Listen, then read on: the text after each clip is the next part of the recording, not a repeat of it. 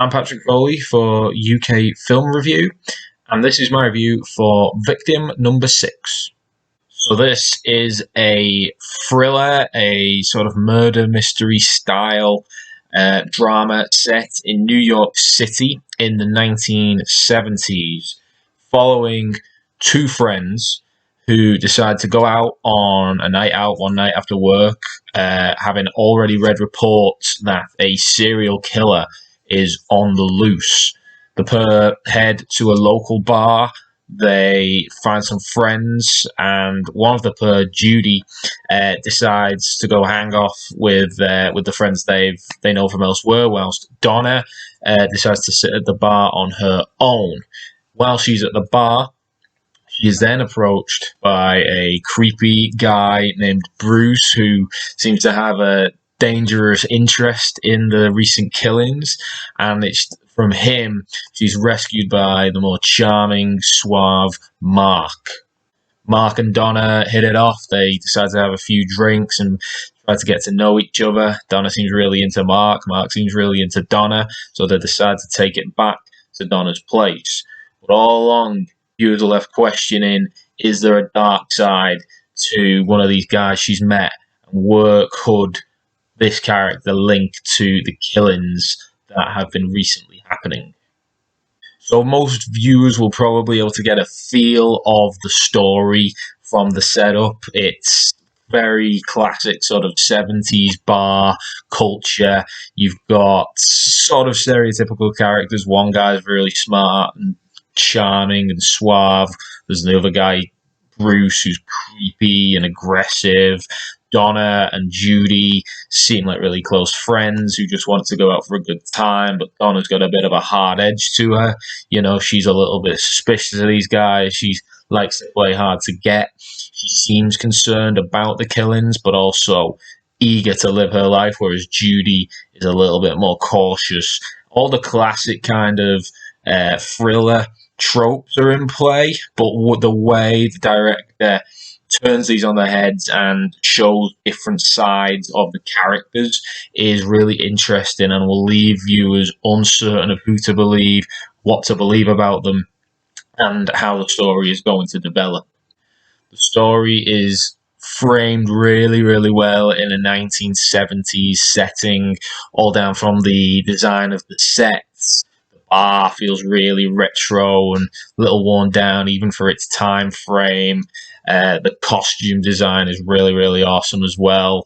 I think Bruce's suit is probably the highlight of the entire piece. It looks like the shadiest, sleaziest outfit you're ever likely to see. I don't think you could find a creepier suit in a fancy dress costume shop right now.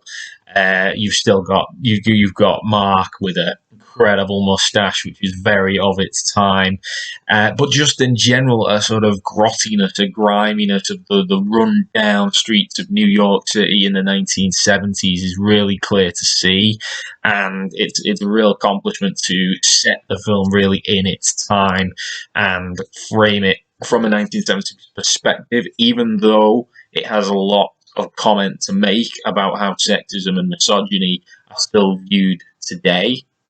And that really is the real theme of the film, how society treats men and women in these dangerous situations, what expectations are placed on women to look out for their own safety, and how men are viewed as potential predators and dangerous.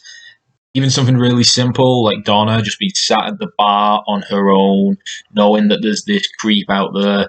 The viewers and characters both have that concern for her. It's built really well by the director to make you question your own beliefs and stances when it's doing something so perfectly innocent.